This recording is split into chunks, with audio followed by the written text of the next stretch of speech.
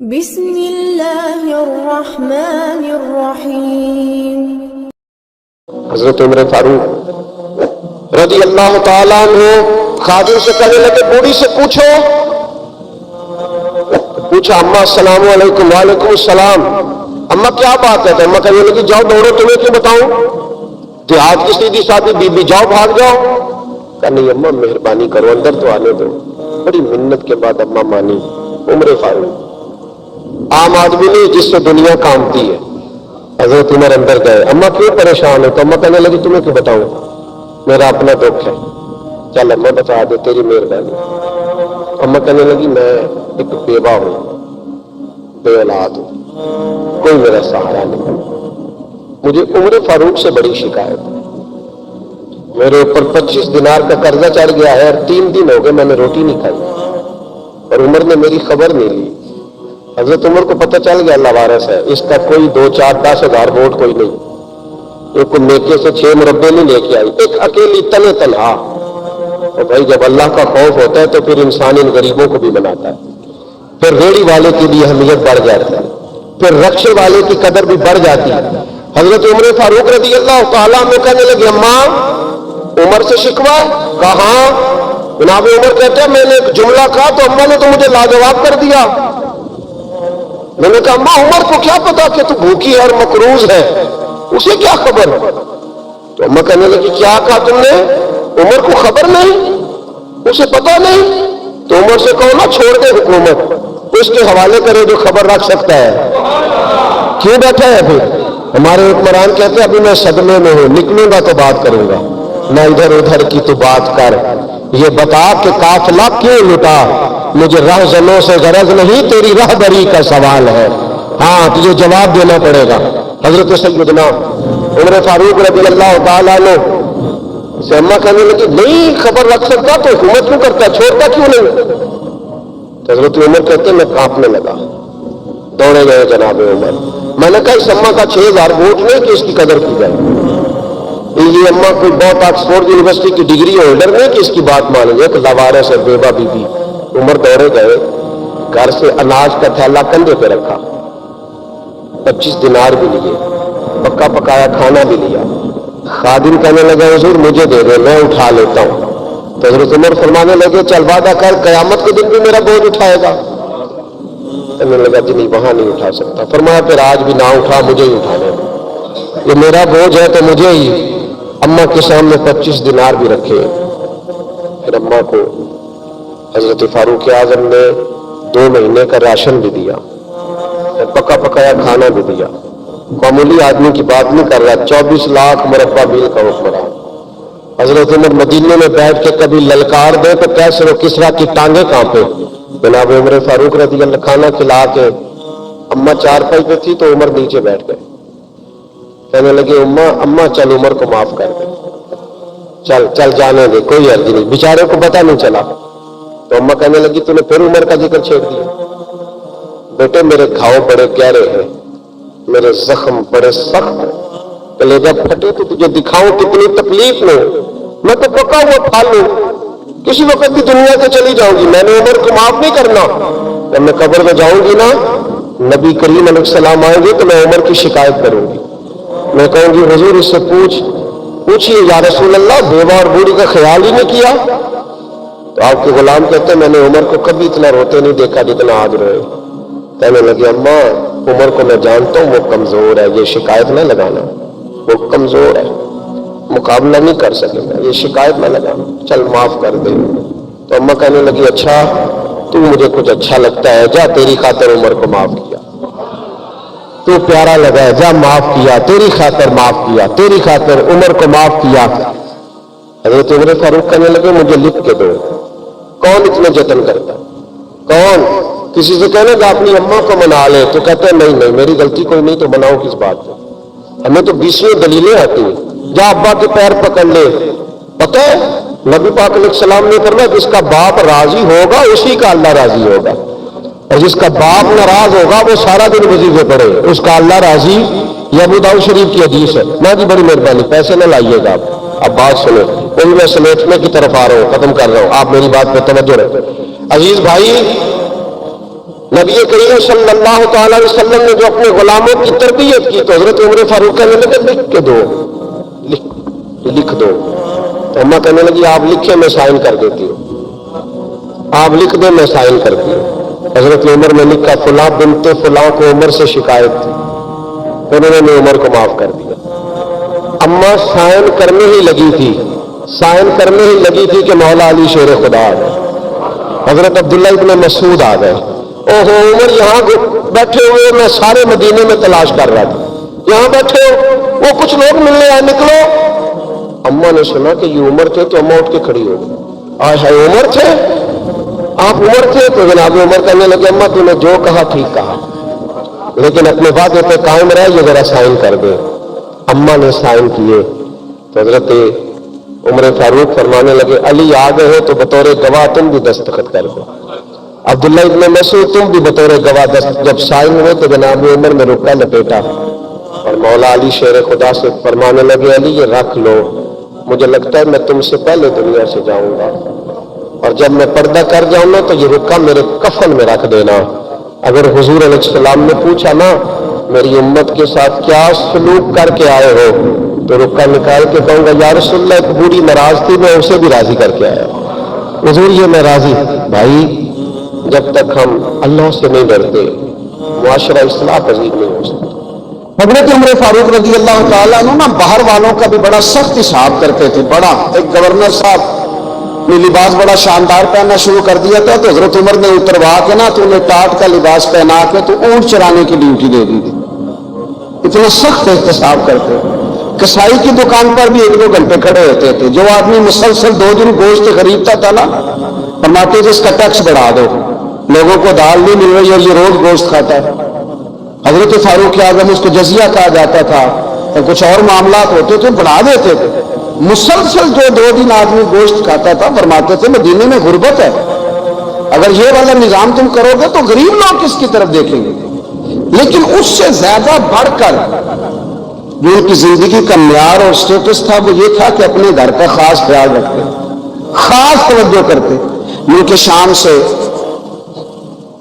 اور ایران سے کچھ لوگ آپ کی خدمت میں آئے تو وہاں سے کچھ کنیزیں بھی آئیں. ان کے بادشاہ پیغام لے کے شاہ ایران کی کنیز کو ملکہ نے کہا کہ نا حضرت عمر کی زوجہ کو دیکھ کے آنا ذرا کس طرح کی. ہمارے ملک میں کیا کہتے ہیں خاتون اول جی خاتون، باقی سارے دونوں میں خاتون اول. ذرا خاتون اول کو دیکھ کے آنا. تو وہ جب آئی نا گھر میں ملنے تو کہا کہ مجھے میری ملکہ نے کہا تھا کہ عمر کی زوجہ سے اہلیہ سے ملاقات کر کے آنا. تو حضرت عمر کی اہلیہ نے نا ایک جوڑا کپڑوں کا دے دیا ملکہ کے لیے اور ایک خوشبو کی شیشی دے دی. اب جب وہ تحفے وہاں گئے تو اس ملکہ نے نا کچھ سونے کا سامان بھیجا، کچھ زیورات بھیجے، کچھ تحائف بھیجے. جب حضرت عمر کے گھر آئے نا وہ خادم لے کے آیا، اس نے کہا جی آپ کی اہلیہ نے تحفے بھیجے تھے. تو جواب میں شاہ ایران کی بیوی نے یہاں جس ملک کا وہ سفیر تھا انہوں نے بھی یہ بھیجے. حضرت عمر فاروق نا وہ تحفے لے کے گھر گئے تو جا کے کہنے لگے اپنی اہلیہ سے یہ تو کب سے تحفے تحائف بھیجنے لگ گئی ہے، یہ کب سے نظام شروع ہو گیا؟ تو کہ حضور تحفہ دینا لینا تو ٹھیک ہے، سنت ہے، محبت بڑھتی ہے، تو یہ کوئی قباحت نہیں، اور میں نے اپنی ذاتی استعمال کے لیے وہ چیزیں رکھی تھی وہ میں نے دی ہیں. حضرت عمر فاروق رضی اللہ تعالیٰ عنہ فرمانے لگے ہم نے کسی ملک کے ساتھ اور اس کے بادشاہ کے ساتھ ذاتی تعلق نہیں بنانا، تعلق جو بھی بنے گا رسول اللہ کے دین کی برکت سے بنے گا.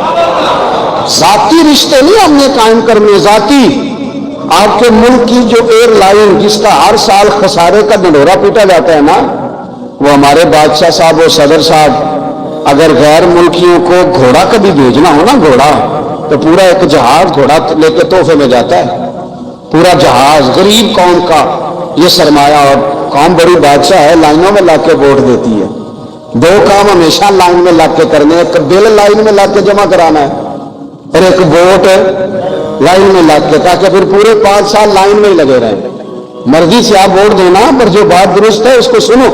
حضرت عمر فاروق رضی اللہ تعالیٰ عنہ نے اپنی اہلیہ سے پوچھا کتنے کا تھا وہ تیرا جوڑا اور خوشبو کی شیشی؟ نے کہا 3 دینار کی. فرمایا یہ 3 دینار تیرے اور باقی جو تحفے آئے ہیں وہ تو خود کہہ چونکہ اس نے تیرے نام بھیجے ہیں.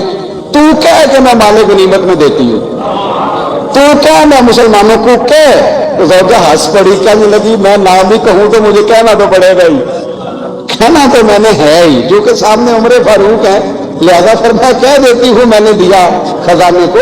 حضرت عمر نے جمع کرا لیا، میں یہ کیا بات ہے، میرے گھر والے جو مرضی کریں، ان کا معیار زندگی جس طرح کا مرضی ہو۔ اور حضرت عمر ایک جملہ کہا کرتے تھے، اللہ کرے کہ یہ باتیں اس دور حاضر میں ہماری سمجھ میں آئیں۔ حضرت عمر فاروق رضی اللہ تعالیٰ عنہ اپنے بچوں کو فرمایا کرتے تھے کہ بہت آدمی کو بھوک لگی ہو نا، اور پھر اس کی پسند کا کھانا پکا ہو تو اتنے شوق سے وہ اس کھانے کو دیکھتا ہے نا، فرمایا اس طرح پوری قوم اپنے بادشاہوں کے خاندان کو دیکھتی ہے، اس تیزی کے ساتھ دیکھتے ہیں کہ ان کے گھر میں کیا ہو رہا ہے، ان کا معیار زندگی کیا ہے، ان کا سٹیٹس کیا ہے۔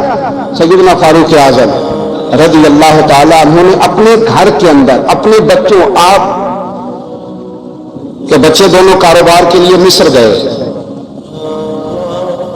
تو وہاں کے گورنر صاحب نے لوگوں سے، ایک بہت بڑا قافلہ گیا مدینے سے مصر تجارت کے لیے، جاتے ہیں نا آج بھی قافلے کئی ملکوں میں، تو یہ گئے تجارت کے لیے، تو حضرت عبداللہ ابن عمر، حضرت عبید اللہ ابن عمر، حضرت عمر کے دونوں بیٹے گئے، جناب عمر فاروق کے بچے جب وہاں پہنچے تو مصر کے گورنر نے نا لوگوں کو تعارف کرایا کہ یہ عمر فاروق کے بیٹے ہیں، یہ حضرت یہ چودھری کے بیٹے کو کون بتاتا ہے کہ تو چودھری کا بیٹا ہے؟ باہر والے بتاتے ہیں، گھر والے نہیں۔ اور سیف صاحب کے بیٹے کو کون بتاتا ہے کہ تو سیف صاحب کا بیٹا ہے؟ اور مالک کو کون بتاتا ہے کہ تو مالک کا بیٹا ہے اور یہ کرایہ دار ہے؟ یہ کون بتاتا ہے؟ یہ سوچ ہم دیتے ہیں بچوں کو، چودھری اور کمی کی سوچ، امیر اور غریب کی سوچ، مالک اور کرایہ دار کی سوچ، گھر پہ مالک کی اور کام کرنے والے کی سوچ، یہ ہم دیتے ہیں، یاد رکھنا یہ ہم دیتے ہیں، یہ ہمارا مزاج ہے، یہ باہر سے نہیں آتی۔ تو کوئی شہزادہ ہے، تو سیٹھ ہے، تو نواب ہے، یہ سوچ باہر سے نہیں آتی، یہ اماں سوچ دیتی ہے، اماں، یہ ابا سوچ دیتا ہے، اور پھر جب تباہی اترتی ہے تو اس کے ذمہ دار بھی باہر والے نہیں ہوتے، گھر والے ہوتے ہیں، گھر والے۔ ہمارے بچوں کی طبیعتوں پر زیادہ نقش باہر والوں کا نہیں ہوتا، گھر والوں کا ہوتا ہے، یاد رکھیے گا۔ حضرت عمر فاروق رضی اللہ بچے ہیں، شہزادے ہیں، وہ کاروبار کرنے گئے اور وہاں لوگوں نے بتایا گورنر صاحب نے کہ یہ فاروق اعظم کے بچے امیر المومنین کے، لوگوں نے ان سے زیادہ مال خریدا، تجارت میں زیادہ نفع ہوا، ظاہر ہے کہ وہ آپ کے جو اللہ خیر کرے حکمران ہیں ان کے کاروبار کتنے ملکوں میں ہیں، کس بنیاد پر ہیں؟ وہ صرف اس بنیاد پر کہ وہ حکمران رہے، ان کے لیے آسان تھا بڑے لوگوں سے تعلقات بنانا۔ حضرت عمر فاروق رضی اللہ تعالیٰ عنہ کے بچے ڈھیروں مال کما کے جب واپس آئے نا تو حضرت عمر سے آ کے بچوں نے بطور محبت کا، ابا جی اللہ نے بڑا ہی فضل کیا، بڑا مال کمایا الحمدللہ، یہ دیکھیں کتنا نوازا ہے۔ تو حضرت عمر کہنے لگے سارے قافلے نے اتنا ہی کمایا، سارے قافلے نے اتنا ہی کمایا؟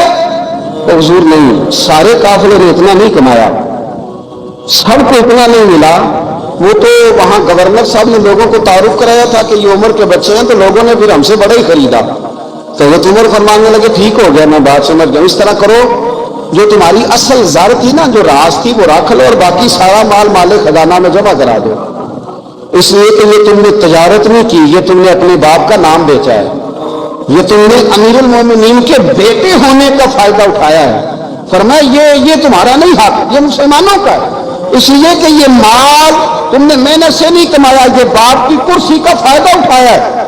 اور فرمایا اگر تم نے مال جمع نہ کرایا تو میں مال بھی لے لوں گا زبردستی اور کوڑے بھی ماروں گا، ڈبل سزا دوں گا، مرضی سے جمع کراؤ گے تو کوڑوں سے بچ جاؤ گے۔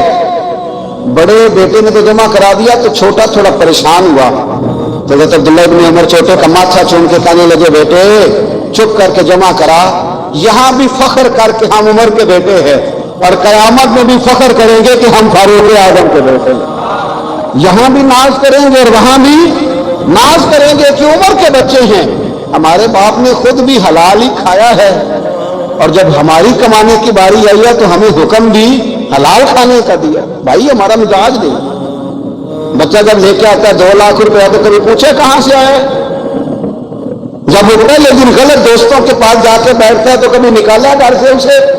یہ بہت سارے خمیازے ہمیں اس لیے بھگتنے پڑتے ہیں کہ ہم ابتدا میں سوراخ بند نہیں کرتے. جب اس میں شگاف پڑ جاتا ہے، سیلاب آتا ہے تو ہمیں ہوش آتی ہے. حضرت عمر نے اپنے گھر میں نگرانی رکھی، کڑی نگرانی. زیادہ نماز گھر میں پڑھتے تھے حضرت عمر، نفلی نمازیں زیادہ. کیوں بھلا؟ بھائی یاد رکھیں کہ آپ نے اگر سجدہ کرنا ہے تو بچہ لیٹ جائے گا، وہ اسے پتا کون نہیں سجدہ کیا ہے. لیکن جب گھر میں کبھی قرآن ابا جی کھول لینا، جب ابا جی کا موڈ بن جائے نا لیکچر دینے کا، وہ گھر میں شروع ہو جاتے ہیں. کہتے ہیں آپ لوگ نماز نہیں پڑھتے اس لیے میرے کاروبار میں برکت کوئی نہیں. تم سویرے قرآن پاک نہیں کھولتے تو میں تباہ ہو گیا. تو میاں آپ نے کب گھر میں قرآن پاک کھولا تھا؟ آپ نے کب نماز پڑھی؟ آپ نے کب گھر کے اندر اللہ رسول کا ذکر کیا تھا؟ آپ نے کب حدیث چھیڑی؟ آپ نے بھی تو گھر کے اندر جب بھی آپ آئے ہیں تو آپ نے وہی کچھ کیا جو دنیا دار کرتے ہیں. آپ بھی تو اپنا موبائل لے کے اللہ کونے میں بیٹھ گئے. آپ نے بھی تو کہا کہ اب تمہارے چینل ختم اور میری مرضی والا چلے گا. تو جو آپ نے کیا ہے بچے بھی وہی کام کریں گے. آپ نے بھی گپ شپ لگائی ہے تو وہ بھی لگا رہے ہیں. یہ سمجھ لیں جو کام آپ کریں گے آپ اپنے بچوں کی سیرت میں اس کا جلوہ دیکھ لیں گے. بڑی پکی سی بات ہے کہ آپ کو بچے کی عادتیں دیکھ کے سمجھ آ جائے گی کہ میں بھی یہی کرتا تھا اور یہ بھی. حضرت عمر فاروق رضی اللہ تعالیٰ نے وصال فرما گئے تو آپ کے وصال کے بعد حضرت عثمان غنی رضی اللہ تعالیٰ عنہ نے آپ کی ایک بیوہ سے نکاح کیا. حضرت عمر کی ایک بیوہ سے جب وہ آپ کے نکاح میں آئی تو کہنے لگی حضرت عثمان غنی سے کہ حضور نہ تو میں خوبصورت ہوں اور نہ میں جوان ہوں، نہ آپ کی کوئی خدمت کر سکتی ہوں، میرے ساتھ نکاح کرنا سمجھ میں نہیں آیا. کیا شاندار جواب دیا حضرت عثمان غنی نے، کیا خوبصورت جواب دیا. فرمانے لگے میں نے اس لیے نکاح نہیں کیا کہ مجھے تمہارے حسن سے دلچسپی تھی یا تمہاری خدمت کی ضرورت تھی. میں نے تو اس لیے نکاح کیا ہے کہ مجھے بتاؤ عمر فاروق گھر کے اندر اپنے رب کی عبادت کس طرح کرتے تھے، وہ قرآن پاک کس طرح پڑھتے تھے، وہ رویا کیسے کرتے تھے، استغفار کا طریقہ کیا، کس وقت کس انداز میں وہ اپنے رب کو یاد کرتے تھے. اس لیے کہ عمر کئی دفعہ گھر سے آتا تھا تو میں اس کے چہرے پر نور دیکھا کرتا تھا، میں روشنی دیکھتا تھا، ایک معیار دیکھتا تھا. نکاح اس لیے کیا ہے کہ مجھے عمر کی جو گھر کے اندر کی عبادت ہے اس سے آگاہ کرو، تاکہ عثمان غنی بھی چاہتے ہیں اس طرح کے عمل کرو جس طرح کہ عمر فاروق کرتے گئے. بھائی جب تک ہم اپنے گھر میں وہ توجہ نہیں دیں گے، وہ مزاج دیکھیں نا، ہمارے گھروں میں جب نقشہ پاس ہوتا ہے تو ٹی وی لان بھی اس میں ہوتا ہے، ڈرائنگ روم بھی ہوتا ہے، نماز کی جگہ بھی ہوتی ہے نقشے میں. صحابہ جب گھر بناتے تھے تو ایک مسجد بیت کا نقشہ پاس کرتے تھے، ذہن میں رکھتے تھے کہ یہ کونا نماز کے لیے، وہاں جوتے لے کے کوئی نہیں جائے گا، وہاں نماز پڑھی جاتی تھی، عورتیں وہاں اعتکاف کرتی تھی. ٹی وی لان تو آ گیا ہے اور گھر کے اندر ٹی وی رکھنے کے لیے تو ایک کمرہ الگ سے بنا دیا گیا ہے. اور اب جو نئے نقشے پاس ہو رہے ہیں اس کے اندر گھروں کے اندر جگہ بنائی گئی ہے جہاں کمپیوٹر رکھے جائیں اور بچوں کے لیے وائرنگ ہوگی نیچے تاکہ انہیں کوئی مشکل درپیش نہ ہو. یہ ساری چیز ہم نے نہانے کے لیے گھروں کے اندر اتنے بڑے واش روم بنائے ہیں کہ لگتا یہ ہے کہ سوائے نہانے کے اور کام ہی نہیں کوئی گھر میں ہوگا. ہر چیز آ گئی، پر اللہ کرے کوئی تفسیر بھی ٹیبل پہ پڑی نظر آئے، کوئی حدیث کی کتاب بھی ٹیبل پہ پڑی نظر آئے. اللہ کرے کہ جس طرح ابا لطیفہ سن کے آتا ہے تو جب تک سنا نہ لے اسے ہضم نہیں ہوتا. اللہ کرے کہ وہ جمعے میں بیان سن کے جائے تو اس کا بھی دل کرے میں اپنے بچوں کو سناؤں. وہ نبی پاک کی کوئی حدیث کہیں سے سنے تو گھر جا کے سنائے. جب تک یہ معیار نہیں بنتا آپ کیسے توقع کرتے ہیں کہ گھر کے اندر اللہ کی رحمت نازل ہوگی؟ آپ یہ کیسے توقع کرتے ہیں کہ گھر کے اندر وہ معیار اور وہ مزاج بنے گا؟ حضرت عمر فاروق نے ذاتی زندگی پر جو توجہ دی، گھر والوں کے معیار پر جو توجہ دی حضرت عمر فاروق رضی اللہ تعالیٰ عنہ نے، وہ بھی بڑی دیدنی ہے. حضرت ابو موسیٰ اشعری کو نا آپ نے وزیر خزانہ بنایا، وزیر خزانہ. تو حضرت ابو موسیٰ اشعری کہتے ہیں کہ حضرت عمر کو شیخ خزانے میں رہنے تو دیتے نہیں تھے. تو ایک دن میں صفائی کر رہا تھا اس کمرے کی جس میں خزانہ رہتا تھا. ہمارے تو ملک میں جو جاتا ہے وہ صفائی کر کے ہی جاتا ہے، اللہ خیر کرے. اور خیر معیار بدلتا ہے. جو پچھلی حکومت ہوتی ہے وہ قرضہ اٹھاتی ہے، وہ باہر سے جاتی ہے تو قرضہ لے کے آتی، اور جو نہیں آتی ہے وہ کہتی ہے ہمیں پیکج مل گیا ہے. وہ قرضہ نہیں اٹھاتے، ان کو کیا ملتا ہے؟ یعنی پچھلی نے قرضہ لیا تھا اور ہم نے، واہ جی واہ کیا خوبصورت انداز ہے. اس کا نام بدل کے نا انہوں نے قرضہ لیا تھا اور ہم نے، میں کہا بڑے شاندار سیانے بندے ہو گئی. اور اللہ تعالیٰ خیر فرمائے، ہمارے جو بڑے شاندار قسم کے دوست ہیں نا، شاندار، جن کا ادب سے نام لیتے ہیں، وہ عرب کے بادشاہ ہیں. ہم تو عرب خالی کہتے بھی نہیں، عرب شریف کہتے ہیں، عرب شریف. انہوں نے پتہ کیا کیا ہے؟ انہوں نے اس طرح کیا ہے کہ جو کشمیریوں کا قاتل تھا نا، اس کے گلے میں میڈل ڈال دیا. یہی کام وہ کرتے رہتے. انہوں نے پہلے انہیں بلا کے مندر بھی بنوائے تھے. ہمیں کوئی شکوہ نہیں، ان کی زمین ہے، اللہ تعالیٰ توفیق عطا کرنے والا ہے. پر خیال یہ تھا کہ چلو کشمیریوں کے زخموں پر نمک نہ چھڑکتے، 2 مہینے انتظار کر لیتے، کچھ حالات سنور جاتے، کچھ تھوڑا انتظار. ہیں ہمارے دوست، ہمارے وزیر اعظم صاحب جب جاتے ہیں تو وہ پھولوں کا ہار ڈالتے ہیں ہمارے دوست. لیکن انہیں وہ حدیث یاد نہیں کہ نبی پاک علیہ السلام نے فرمایا جب میرے مومن کو تکلیف ہوتی ہے تو مجھے بھی گنبد خضرا میں تکلیف ہوتی ہے. انہیں نہ کشمیریوں کا خون یاد نہیں آیا، انہیں برہان بانی کی کٹی ہوئی لاش یاد نہیں آئی، انہیں 30,000 بیوہ عورتیں 30,000 بیوہ عورتیں یاد نہیں آئی، 30,000 بیوہ عورتیں جن کے سوگ گزر گئے. اور انہیں 1.25 لاکھ یتیم بچہ یاد نہیں آیا، وہ یتیمی کی زندگی گزار رہا ہے اور اس کے باوجود بہت بڑے ذمہ دار ہے. وہ مجھے پڑھ لینے دو آج احمد فراز کا شعر. وہ ہمارے مکتب کوئی ایسا نہیں کہ وہ مولوی تھا، وہ غیر جانبدار تھا، پر مجھے آج پڑھ لینے دو اس کا شعر. ایک کلیجے کا درد ہے، پڑھ لینے دو. اس نے کہا تھا کہ پڑھتا ہوں تو کہتی ہے یہ خالق کی کتاب ہے، مثل یہودی یہ سعودی بھی عذاب، اس قوم کے بارے میں کیا لکھوں فراز، کعبے کی کمائی سے جو پیتے ہیں شراب، کعبے کی کمائی سے جو پیتے ہیں شراب، اس قوم کے بارے میں کیا لکھوں فراز. کہ کعبے کی کمائی سے جو پیتے ہیں شراب، میں خیال نہیں آیا تمہارا صرف دین یہ ہے کہ قبریں گرا دو، مزارات گرا دو، فقط یہ دین ہے. وہ نبی پاک کے روزے کی طرف منہ کرے تو اسے مشرک کہو، یہ دین ہے. اس کا نام مذہب رکھا تم نے. مذہب تو اس کا نام ہے کہ جو رسول اللہ کا نام لینے والا ہے وہ ہمارا یار ہے، اور جو نبی پاک کا نام لینے والا نہیں ہمارا اس سے کوئی تعلق ہے، یہ دین ہے. حضرت عمر فاروق کی سیرت سنا رہا ہوں، حضرت عمر کی. حضرت ابو موسیٰ اشعری نے ایک عیسائی کو منشی رکھا تھا، اکاؤنٹ آفیسر حضرت ابو موسیٰ اشعری نے. تو حضرت عمر فاروق بول پڑے، کہنے لگے تمہیں مسلمان کوئی نہیں ملا تھا، کلمہ گو نہیں تمہیں نظر آیا، کشمیریوں کی لاشیں نظر نہیں آتی، ان کا خون بہ رہا ہے، تباہی اتر رہی ہے، اور تم قاتل کو گولڈ میڈل پہنا رہے ہو. اور یاد رکھنا جب مسلمانوں کی بچیاں روندی جاتی ہوں نا تو پھر اسلام امن کا درس نہیں دیتا، پھر اسلام جہاد کی بات کرتا ہے، پھر اسلام جہاد کی بات کرتا ہے، جہاد کی. وہ قوم غیرت مند نہیں ہوتی کہ جن کے گھروں میں آگ لگی ہو اور وہ غیروں کو ہار پہناتی پھرے. اللہ کا کچھ خوف کرو، زندگی مختصر ہے. دبئی میں کتنے رہے اور کتنے چلے گئے. خدا را کچھ خدا تم سے اچھے تو وہ نیو یارک کے رائٹر ہے جو کم از کم اپنے کالموں میں کشمیر کی بات کرتے. تم سے اچھا برطانیہ کا وہ شخص ہے جو کم از کم BBC لندن پہ رپورٹ جاری کرتا ہے تو کہتا ہے کشمیر پہ ظلم ہو رہا ہے. تم سے تو وہ اچھے رہ گئے. تم نے بات کرنا تو دور کی بات، تم نے دشمنوں کے گلے میں ہار پہنانے شروع کر دیے. کل جب پوچھیں گے بلا کے تم کو اپنے سامنے، کیا جواب جرم دو گے تم خدا کے سامنے. بڑی تکلیف ہوئی، بڑی تکلیف ہوئی. وہ نا منصور حلاج کو پھانسی دی جا رہی تھی، تو جنید بغدادی بھی آپ کو دیکھنے لگے تو منصور حلاج کہنے لگے بابا سارا زمانہ دیکھے پر تو نہ دیکھ. سارا زمانہ تماشا دیکھے نہیں تو پتہ کوئی نہیں نا، تو نہ دیکھ. عرب شریف والوں ٹرمپ اسے انعام دیتا تو تکلیف کوئی نہیں تھی، ملکہ وکٹوریا اسے انعام دیتی تو تکلیف کوئی نہیں تھی، پر تم تو نہ ایسا کرتے. تم تو اپنے تھے، تم تو کلمہ گو تھے، تم تو یہ ظلم نہ کرتے، تم تو یہ حرکت نہ کرتے. میں کہتا ہوں ٹھہر ہی جاتے، جانا نہیں دنیا سے، اللہ کے حضور حاضر نہیں ہونا. جب رسول اللہ قبر میں آئیں گے تو کیا جواب دو گے؟ خدا را حضور نے فرمایا تھا گناہ روک نہیں سکتے تو دل میں ہی برا جان دو. ذالک اضعف ایمان، یہ کمزور ایمان ہے، کم از کم اتنی حد تک تو آ دو، دشمن سے گلے تو نہ ملو.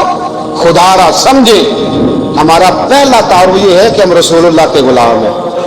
اقبال نے کہا تھا وطن کا بت نہ بنانا، وطن کو بت نہ بنانا، اقبال کہنے لگے ان تازہ خداؤں میں بڑا سب سے وطن ہے، جو پیرہن اس کا ہے وہ مذہب کا کفن ہے، اس لیے کہ بازو تیرا توحید کی قوت سے قوی ہے، اسلام تیرا دیش ہے، اسلام تیرا دیش ہے، کیونکہ تو مصطفی ہے، تو نبی پاک والا ہے، مصطفیٰ والا، اسلام تیرا دیش ہے، تو مصطفی ہے۔ امریکہ میں جو مسلمان رہتا ہے ہمارا بھائی ہے، اور پاکستان میں جو مرزائی رہتا ہے اس سے ہمارا کوئی تعلق ہے نہیں ہے۔ حضرت عثمان غنی نے اپنے چچا کے بیٹے سے کہا تھا کہ تو کلمہ نہیں پڑھتا تو تیرا میرا رشتہ کوئی نہیں، بلال حبش سے آیا ہے پر میرے نبی کا غلام ہے تو سگے بھائیوں سے بھی آگے ہے۔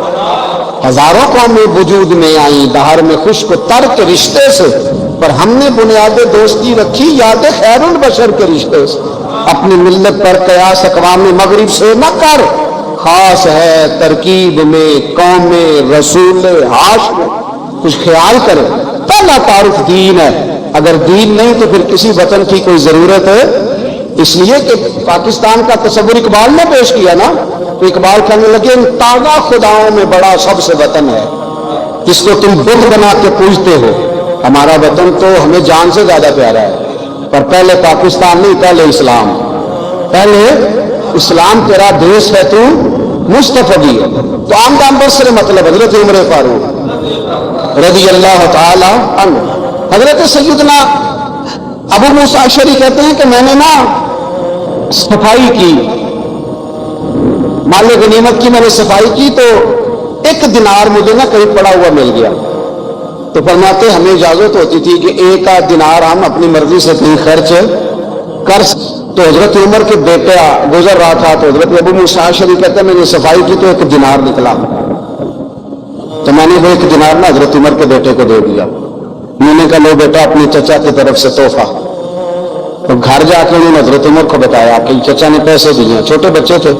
حضرت عمر نے حضرت ابو موسیٰ اشعری کو بلا لیا اور بلا کے فرمانے لگے میں تو تمہیں اپنا دوست جانتا تھا اور تم نے میری اولاد کو دنیا دار بنانا شروع کر دیا، میرے بچوں کو تم نے دنیا دار پیسوں پہ لگانا شروع کر دیا، میں تو تمہیں یار سمجھتا تھا۔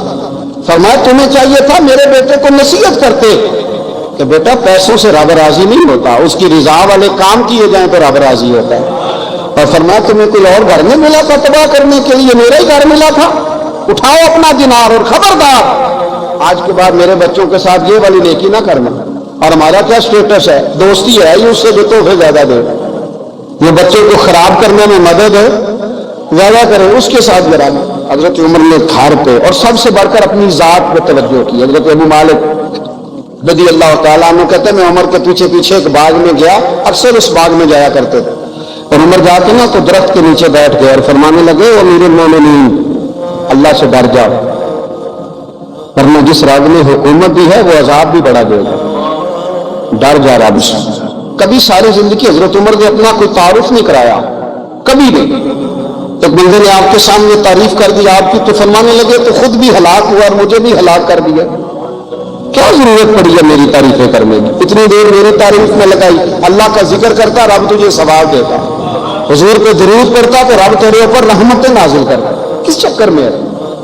آج جتنے اچھی کوئی خوشامد کرے اتنی اچھی وزارت ملتی ہے، جتنی اچھی اس کو جو ہے وہ چاپلوسی کرنی ہے درجہ بھی اسے اتنا ہی اچھا ملتا ہے۔ حضرت عمر فاروق رضی اللہ تعالیٰ عنہ آپ کے بیٹے کہتے ہیں، صاحب فتوح الشام نے لکھا ہے، آپ کے شہزادے کہتے ہیں میں نکلا تو میرے ابا جی نا اپنی پشت پر مشکیزہ رکھ کے کنویں سے پانی بھر کے آ رہے تھے، میں دوڑ کے آگے جا، میں نے کہا ابا جی مجھے دے دے، فرمانے لگے بیٹا تیرا کیا خیال ہے، کوئی اور نہیں تھا مشکیزہ بھر کے لانے کے لیے، تیرا کیا خیال ہے؟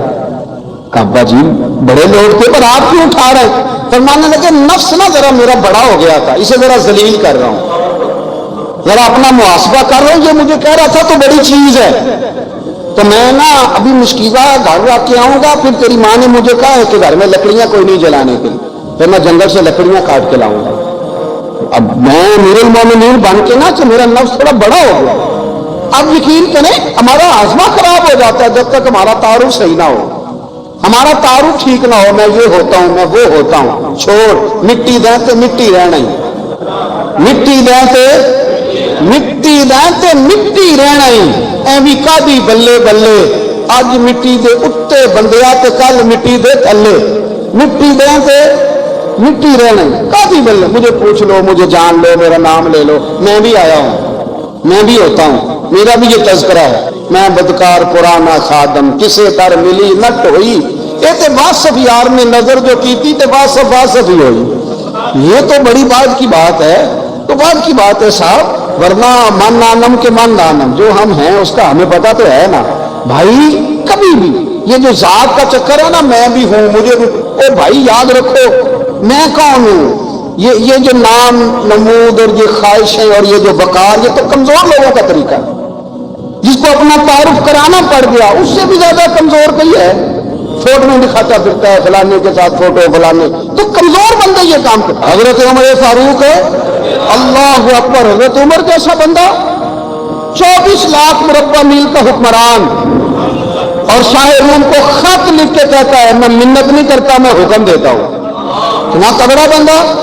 جنگ قادسیہ کے لیے حضرت صاحب بھی نبی وقاص کو بھیجا، فتوح شام پڑھ کے دیکھیں، حضرت عمر بڑے پریشان ہیں، اتنے دن ہو گئے کوئی رپورٹ ہی نہیں آئی، اب تو موبائل ہے نا، ایک منٹ کی رپورٹ لیں آپ، بلکہ آپ ایک منٹ کی فوٹو لیں، آپ رپورٹ تو دور رہ گئی۔ حضرت عمر فاروق رضی اللہ تعالیٰ عنہ بڑے پریشان ہیں کہ قادسیہ میں حضرت صاحب بن نبی وقاص کے ساتھ لوگ جہاد کرنے گئے، رپورٹ کوئی نہیں آ رہی، اتنے پریشان تھے کہ باہر نکل کے نا اس رستے پہ بیٹھ جاتے جو رستہ قادسیہ کی طرف سے آتا تھا، اس جو بھی آتا جاتا پوچھتے جنگ کے کیا حالات ہیں۔ ادھر جب اللہ نے فتح دے دی نا تو حضرت سعد بن نبی وقاص رضی اللہ تعالیٰ عنہ نے ایک قاصد کو خط دے کے بھیجا، کہنے لگے عمر کے پاس جاؤ، انہیں اطلاع دو کہ الحمدللہ اللہ نے اسلام کو فتح عطا کر دی۔ یہ حضرت عمر کو جا کے دینا، وہ بڑے پریشان ہوں گے۔ وہ جو اس زمانے میں اس طرح ہوتا تھا کہ کئی دور دور سے صحابہ جو دوسرے شہروں کے ملکوں کے رہنے والے ہوتے تھے وہ بھی آ کے شامل ہو جاتے تھے جہاد میں،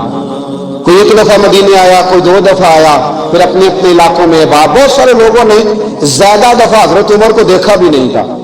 وہ جو قاصد خط لے کے آیا تھا نا، اس نے 1 دفعہ دیکھا تھا، حضرت عمر بوڑھے ہو گئے، وہ پہچانتا نہیں تھا۔ میری بات کی سمجھ آ رہی ہے آپ حضرات؟ ادھر سے وہ خط لے کے آ گیا، حضرت عمر مدینے سے باہر نکل کے اس روڈ پہ بیٹھے تھے جو قادسیہ سے آتا تھا، جب اس آدمی کو آتے دیکھا تو حضرت عمر اٹھ کے کھڑے ہو گئے، فرمانے لگے قادسیہ سے آ رہے ہو؟ وہ کیا کہتا ہے؟ پھٹے پرانے کپڑے، ٹوٹے ہوئے جوتے، سر پہ پرانی پگڑی، کہنے لگے غلام مدینے کے رہنے والے ہو؟ حضرت عمر کہنے لگے ہاں مدینے کا ہوں۔ کہا میں قادسیہ سے آیا ہوں، الحمدللہ اللہ نے اسلام کو فتح دے دی ہے، الحمدللہ کفر کی کمر ٹوٹ گئی ہے۔ اس نے یہ بات کر کے تو گھوڑے کو ایڑی لگائی، گھوڑا دوڑنے لگا مدینے کے، حضرت عمر بھی ساتھ ساتھ دوڑ رہے ہیں۔ فرمانے لگے اچھا بتاؤ خالد بن ولید کا کیا حال ہے؟ تھوڑا آگے جا کے فرمانے لگے اسامہ بن زید کیسے ہے؟ وہ کہتے ٹھیک ہے۔ پھر اس نے اور گھوڑا، عمر ساتھ ساتھ دوڑ رہے ہیں، ساتھ ساتھ 24 لاکھ مربع میل کا حکمران، ایک جوتا پیر سے نکل گیا، عمر دوڑ رہے ہیں۔ آگے جا کے پوچھتے ہیں سعد بن نبی وقاص کا کیا حال ہے؟ تو حضور وہ بھی ٹھیک ہے۔ کتنے لوگ میرے شہید ہو گئے مسلمانوں میں سے؟ کہنے لگا صحیح گنتی کا نہیں پتا، یہ لفظ ادا ہوتے ہوتے مدینے کی سرحد آ گئی۔ لوگوں نے عمر کو گھوڑے کے ساتھ دوڑتے دیکھا تو کہا امیر المومنین کیوں دوڑ رہے ہیں؟ وہ غلام چھلانگ لگا کے نیچے آیا، قدموں میں بیٹھ گیا، کہنے لگا حضور آپ نے بتایا ہی نہیں آپ امیر المومنین ہیں۔ آپ فرمانے لگے کیا بتاتا؟